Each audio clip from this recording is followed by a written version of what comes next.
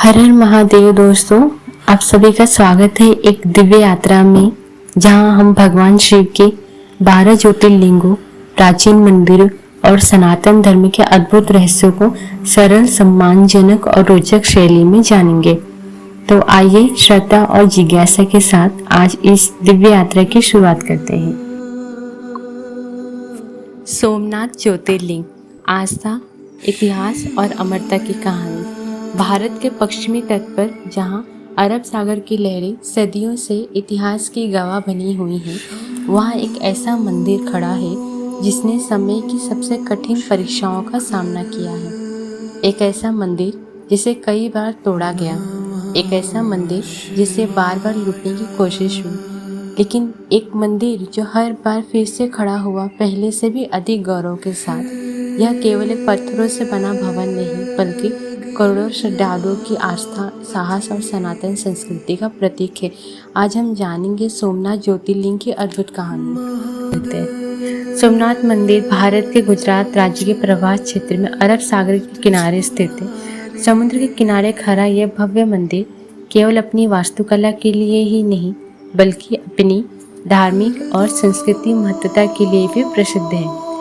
सदियों से यहाँ देश विदेश से श्रद्धालु भगवान शिव के दर्शन के लिए आते रहे हैं। अब हम जानेंगे इसका नाम सोमनाथ कैसे पड़ा। धार्मिक परंपराओं के में एक प्रसिद्ध कथा मिलती है कि चंद्रदेव जी ने सोम भी कहा जाता है। उन्होंने भगवान शिव की कठोर तपस्या की। उनकी भक्ति से प्रसन्न होकर भगवान शिव ने उन्हें आशीर्वाद दिया। इसी कारण इस स्थान का नाम सोमनाथ अर्थात सोम के नाथ पड़ा। सोमनाथ को उनके श्रद्धालु 12 ज्योतिर्लिंगों में प्रथम मानते हैं, इसलिए इस धाम का महत्व विशेष माना जाता है। यहाँ आने वाले भक्त केवल दर्शन ही नहीं, बल्कि आत्मिक शांति और भगवान शिव की कृपा की भावना लेकर लौटते हैं। लेकिन सोमनाथ की सबसे अद्भुत कहानी अभी बाकी है। आखिर इस मंदिर को इतिहास में कई बार क्यों निशाना बनाया गया, यह बार बार कैसे पुनर्निर्मित हुआ और आज यह भारत का इतना बड़ा प्रतीक क्यों है, सोमनाथ जिसे कभी मिटाया नहीं जा सका।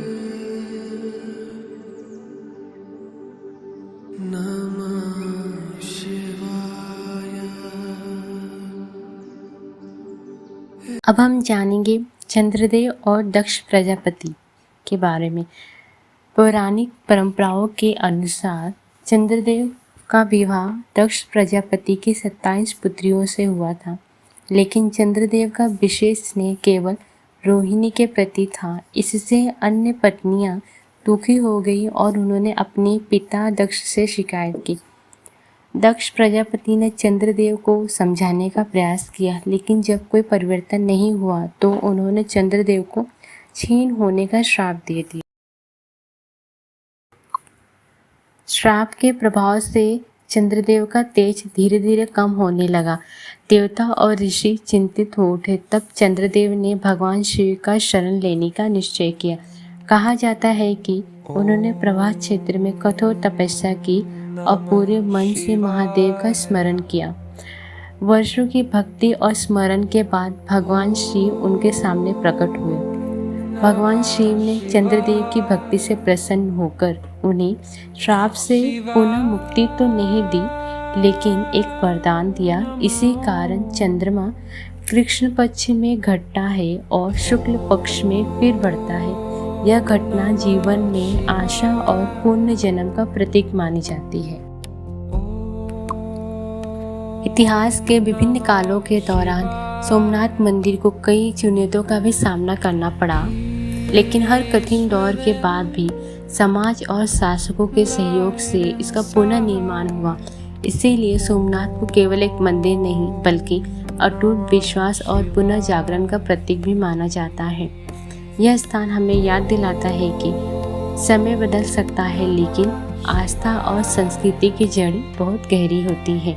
सोमनाथ की कहानी केवल एक अतीत की कहानी नहीं है, यह हमें सिखाती है कि जीवन में कठिनाइयाँ आएंगी, लेकिन धैर्य, विश्वास और सही कर्म हमें फिर से आगे बढ़ने की शक्ति देती है। सोमनाथ हमें याद दिलाता है कि सच्ची आस्था केवल मंदिरों में नहीं बल्कि मनुष्य के साहस, धैर्य और विश्वास में भी बसती है।